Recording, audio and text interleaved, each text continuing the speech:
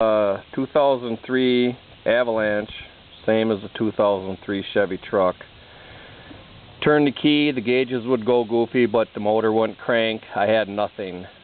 Come out, put my finger on the starter relay, had someone turn the key, I could feel it click, click, click, went down, jumped the starter spun the motor, no spark, nothing. Then I found out that the PCM B fuse was blown. I'd replace it, get in, turn the key, and it would pop. So mechanic told me it was a starter. I replaced the starter. It was not the starter. Went through this whole thing again.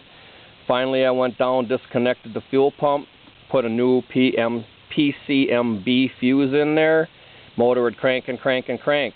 Went and bought me a new fuel pump, put it in there, put a new fuse in there. Boom, truck runs. Hopefully this can help somebody.